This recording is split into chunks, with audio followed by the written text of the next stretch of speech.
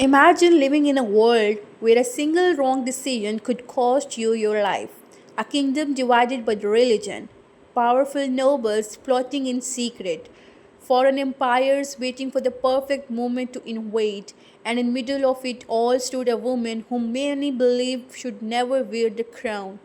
Yet she would become one of the history's most remarkable rulers, and this is the extraordinary story of Queen Elizabeth I, a monarch whose courage, intelligence, and political brilliance transformed England from a vulnerable kingdom into one of the Europe's greatest power.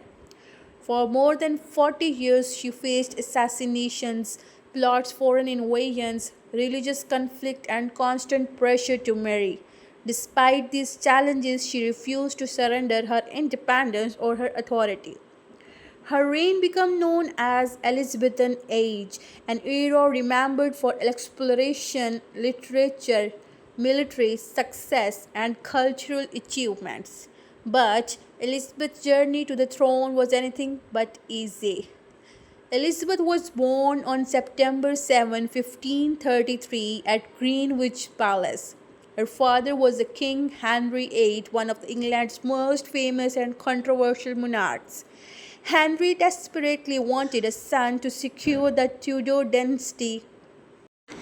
Instead, his second wife, Anne Boleyn, gave birth to a daughter. The disappointment echoed throughout the royal court. Church bells still rang to celebrate the birth of a royal child, but many nobles quietly questioned whether a princess could ever secure England's future. No one imagined that this little girl would become one of England's greatest rulers. Elizabeth's happiness did not last long.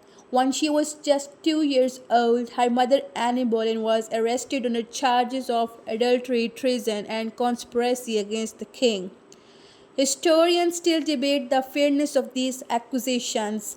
What is certain is that Anne Boleyn was executed at the Tower of London in 1536. Elizabeth never saw her mother again. Soon after, Parliament declared Elizabeth illegitimate, stripping her of her status as a lawful heir to the throne. The little princess, who had once lived in a luxury, suddenly found herself living in uncertainty. Few people believed she would ever become queen, although her political future looked uncertain. Elizabeth received one of the finest educations available in Europe. Her tutors quickly noticed something extraordinary. She possessed an exceptional memory, remarkable discipline, and an endless curiosity. Elizabeth studied history, philosophy, mathematics, theology, music, and classical literature. She became fluent in Latin and Greek and later learned French and Italian, allowing her to communicate with scholars and diplomats across Europe. Education became her the greatest weapon. Instead of preparing only for the courtly life, Elizabeth trained her mind to understand politics, diplomacy, religion, and leadership. These skills would later help her survive in one of the most dangerous political environments in Europe. Elizabeth grew up watching how quickly power could disappear. She witnessed queens rise and fall. She saw trusted advisors executed, and she learned that the royal court was filled with ambition, betrayal, and hidden enemies. Rather than becoming fearful, Elizabeth became cautious. She rarely spoke without careful thought. She observed people before trusting them, and she learned that patience often defeated impulsiveness. These lessons became the foundation of her future leadership. Long before she wore a crown, Elizabeth had already mastered one of the most valuable skills any ruler could possess, the ability to think before acting. As England continued to experience political and religious turmoil, the young Elizabeth remained an uncertain figure in the line of succession. Many believed she would spend her entire life in the background of history, but destiny had other plans. The girl once declared illegitimate, the princess who lost her mother, a young woman surrounded by uncertainty, would one day become the queen who changed England forever. But before that could happen, Elizabeth would first have to survive one of the most dangerous periods in the English history, and her greatest challenge were only beginning. As Elizabeth entered her teenage years, England became even more unstable. The kingdom had already witnessed broken marriages, religious upheavals, executions, and fierce struggles for power. Every change on the throne brought new uncertainty, and every royal family member became a potential threat or a potential ruler. Elizabeth understood that being a Tudor princess was both a privilege and danger. In 1547, King Henry VIII died. His only son, Edward VIII, became the king at just 9 years old. Because Edward was still a child, England was governed by powerful advisors who competed for the influence behind the scenes. Political alliances shifted constantly, and Elizabeth learned to stay away from dangerous court rivalries. Edward was committed Protestant and continued England's religious reforms, but his health was fragile. As his condition worsened, everyone wondered who would inherit the throne. When Edward VI died in 1553 at only 15 years old, England entered another succession crisis. For the brief moment, Lady Jane Grey was proclaimed queen. Her reign lasted only 9 days. Support quickly gathered behind Henry VIII's eldest daughter, Mary, who became the Queen Mary I. Elizabeth now found herself next in line to the throne, but instead of bringing security, this made her life even more dangerous. Mary was determined to restore Roman Catholicism in England after the years of Protestant reforms. Elizabeth, however, was widely seen as the leading Protestant heir. Although Elizabeth avoided public confrontation, many Protestants viewed her as a future of their faith. This made Mary deeply suspicious. Rumors spread that rebels wanted to replace Mary with Elizabeth. Whether Elizabeth supported these plans remained uncertain, but suspicious alone was enough to place her in grave danger. In 1554, after VIII's rebellion challenged Mary's rule, Elizabeth was arrested. She was taken through the gates of Tower of London, the same fortress where her mother Anne Boleyn had spent her final days before execution. For Elizabeth, the memories must have been terrifying. She knew the Tower was not simply a prison. For many prisoners, it was a final stop before the death. Every day brought uncertainty. Would she be questioned?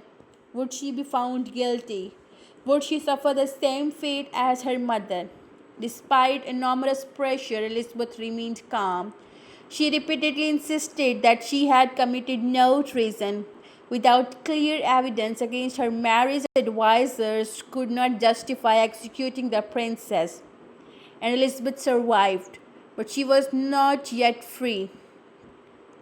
After leaving the Tower, Elizabeth remained under strict surveillance. She lived under the house arrest for many months. Her letters were monitored, her visitors were watched, and her movements were restricted. One careless statement could have ended her life. During this difficult period, Elizabeth demonstrated extraordinary patience. She refused to give her enemies a reason to accuse her. She avoided unnecessary political involvement. She waited. It was one of the most important decisions of her life. Rather than fighting for the power too soon, she allowed time to work in her favor. By 1558, Queen Mary had become seriously ill. England faced uncertainty once again. When Mary died on November 17, 1558, the 25-year-old Elizabeth became the Queen of England. The news spread rapidly across the kingdom, and many people celebrated. Others worried. Some European rulers doubted that a young, unmarried woman could govern a powerful nation. England itself faced enormous problems. The treasury was nearly empty. Religious divisions threatened civil unrest. Relations with France and Spain were fragile, and many nobles questioned whether Elizabeth could maintain control. She inherited not a peaceful kingdom but a nation filled with challenges. Yet on the very first day of her reign, Elizabeth showed remarkable confidence. She understood that monarch's greatest strength was not fear but the ability to inspire trust. The young princess who had once been declared illegitimate, the prisoner who had survived the Tower of London, had now become Queen Elizabeth I. The greatest chapter of her life was about to begin, but ruling England would require more than intelligence. It would demand courage, diplomacy, and decisions that would shape the future of an entire nation. And soon Elizabeth would face one question that Europe would ask her for the next 4 decades: when will Queen marry? On January 15, 1559, the streets of London were filled with celebration. Thousands gathered to witness the coronation of the youngest queen. Church bells rang across the city, flags fluttered in the winter air. For many English citizens, Elizabeth represented hope after years of political uncertainty and religious conflict. But while the people celebrated, Europe's ruler watched with skepticism. A 25-year-old unmarried woman now ruled England. Many believed her reign would be short, and they were wrong. Elizabeth inherited a nation facing enormous problems. England's treasury was nearly empty after the years of war. Relations with the powerful neighbors such as France and Spain were fragile. Religious conflicts divided families, communities, and even members of the royal court. The greatest challenge was simple but dangerous.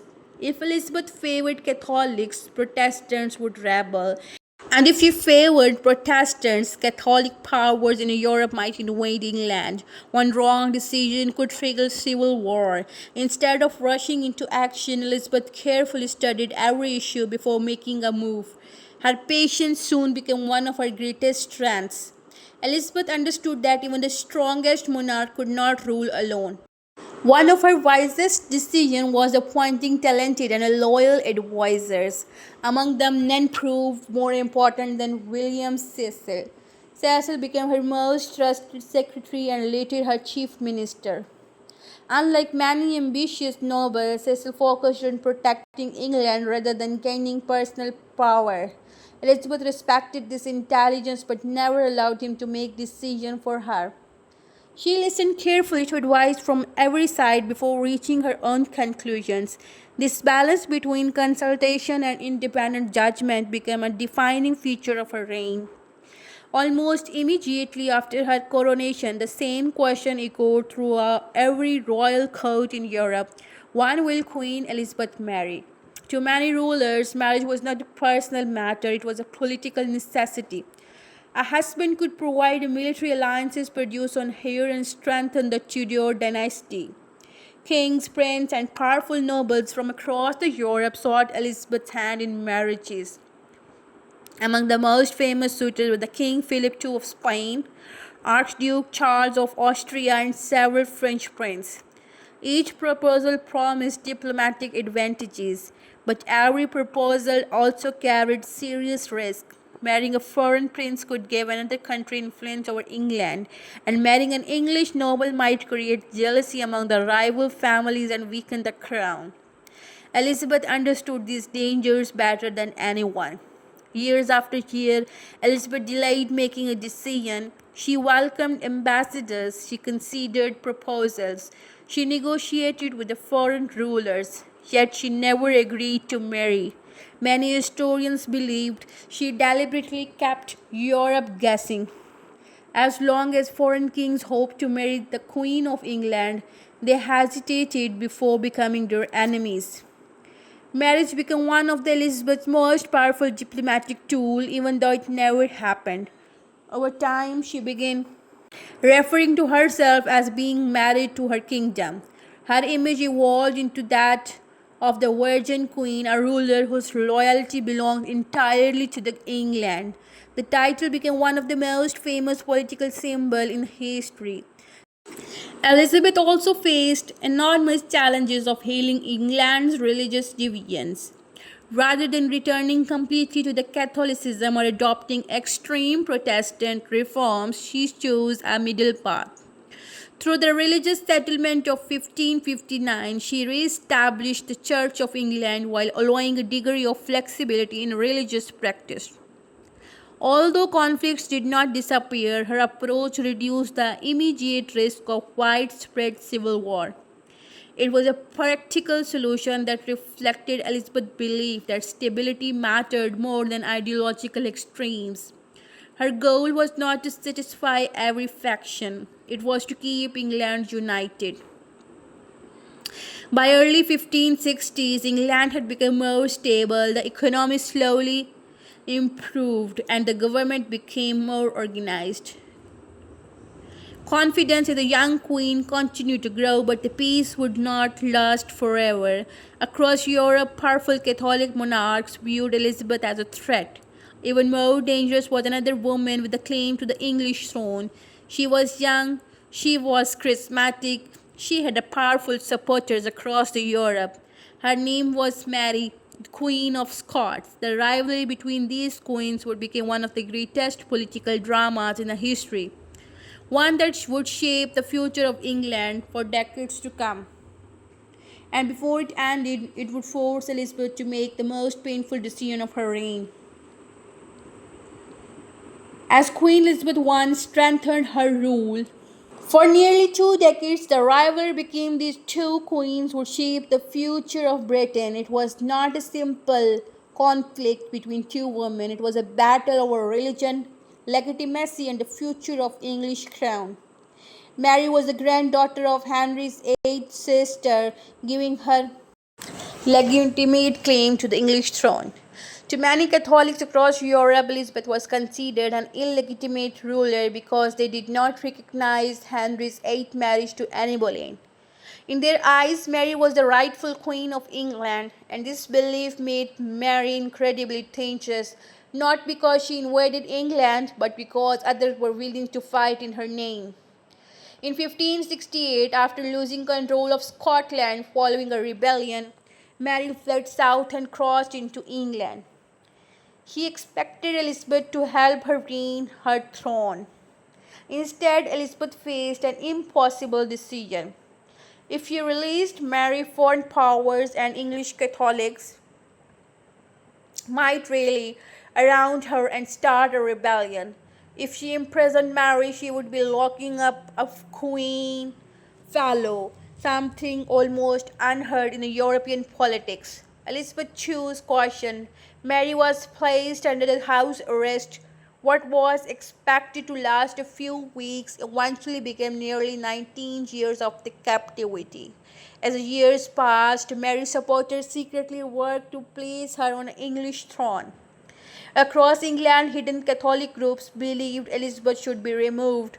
Foreign rulers, especially in Spain and France, watched closely.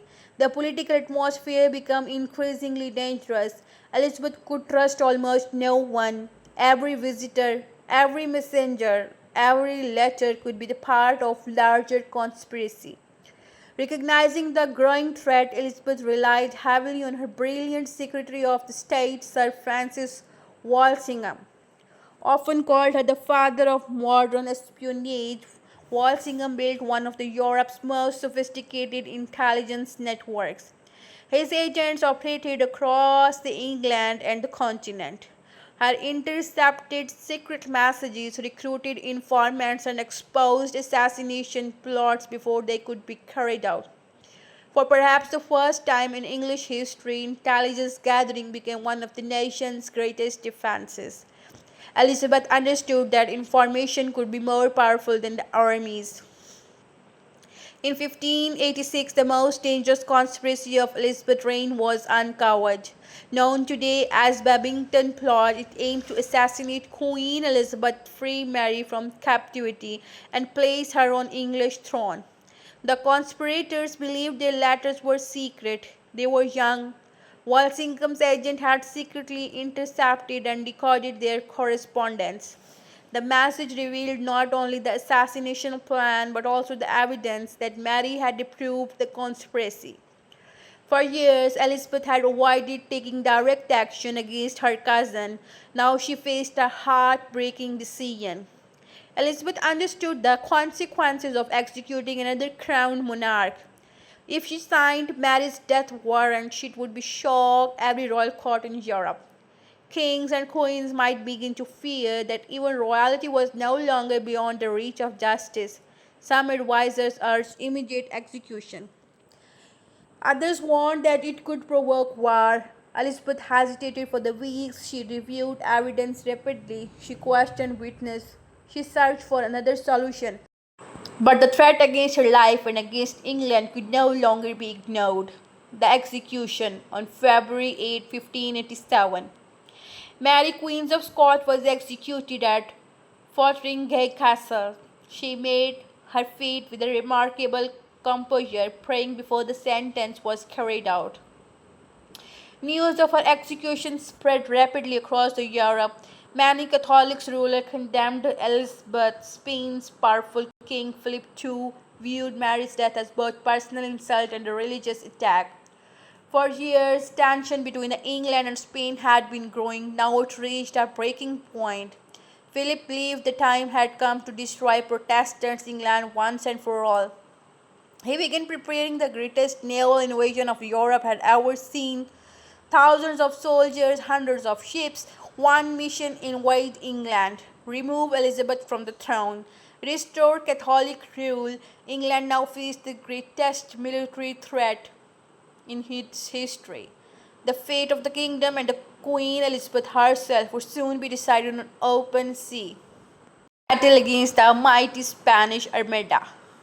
The year was 1588. For decades, tension between England and Spain had been building.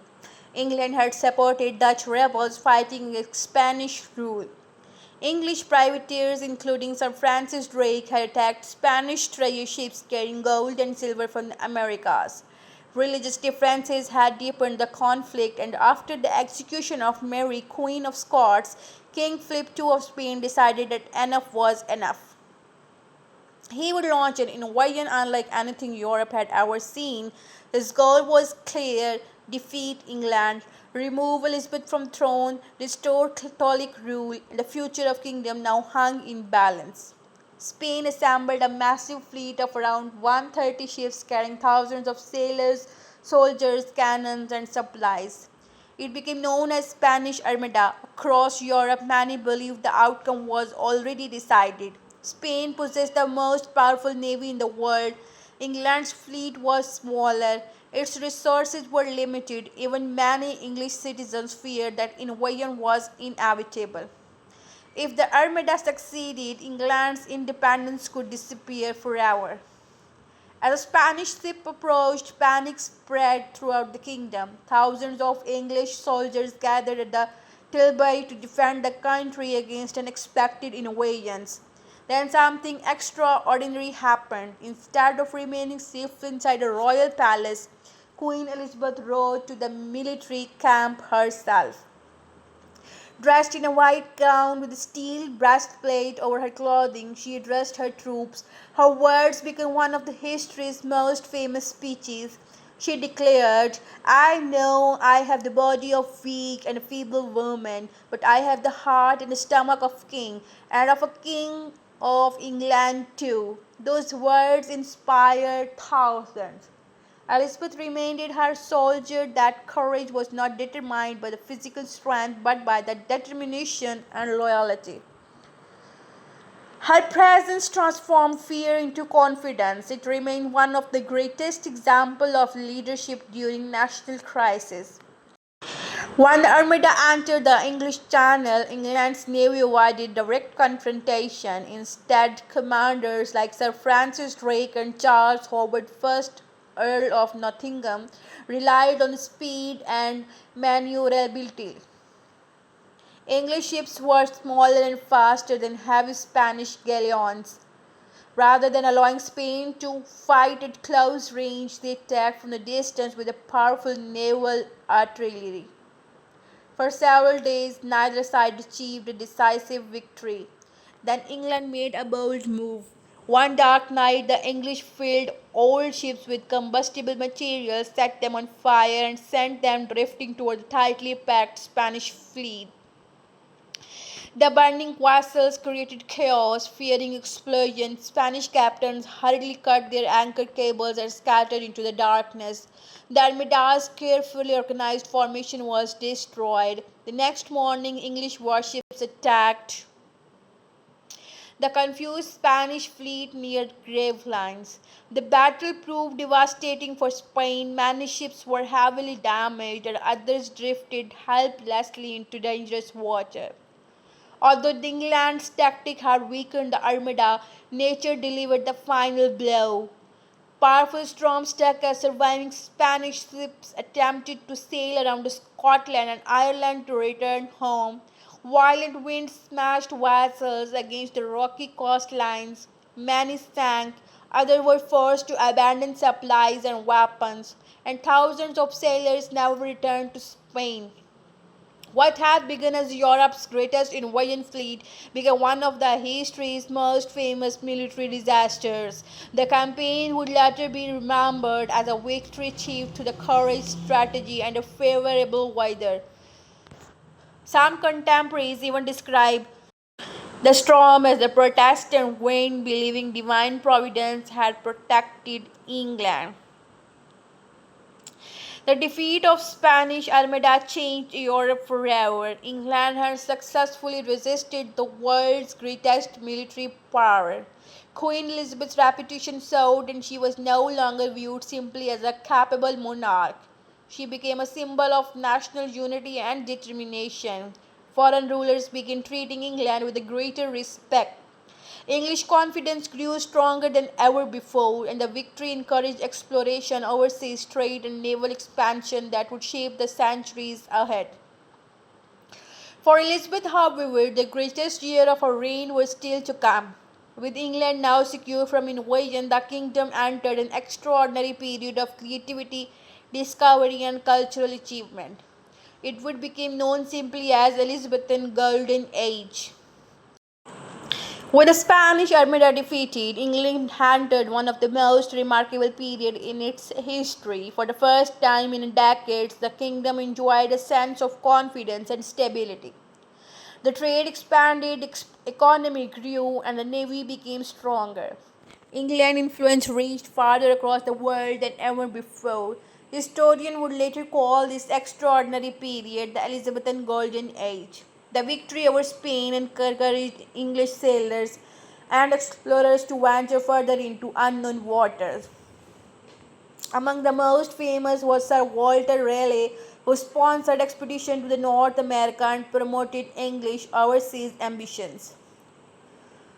Although many early colonies struggled, these efforts laid the foundation for the England's future as a global maritime power. Another celebrated figure was Sir Francis Drake, and the English first man to circumnavigate the globe.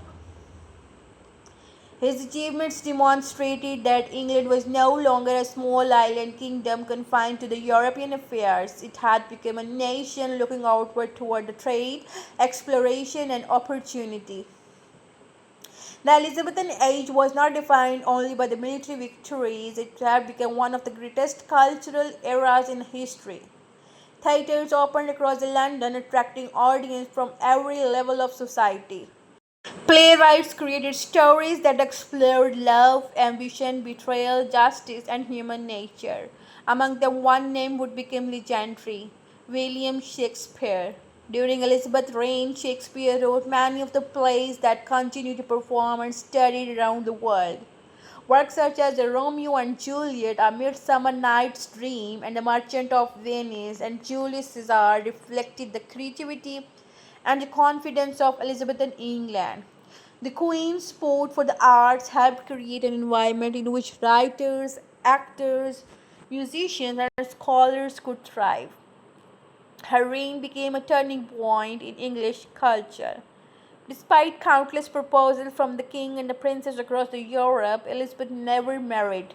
The question followed her throughout her reign: why would such a powerful queen remain unmarried? Historians continue to debate the answer. Some believed she feared losing political independence. Others argued that witnessing the troubled marriage of Father Henry VIII made her wary of marrying itself. There were also close personal relationships, particularly with Robert Dudley, Earl of Leicester, and one of the oldest friends and most trusted companions. Whether their relationship was romantic remains uncertain. What is clear that Elizabeth chose to place her kingdom above her personal life. She often declared that she was married to England. That powerful image strengthened her authority and became central to her identity as a virgin queen.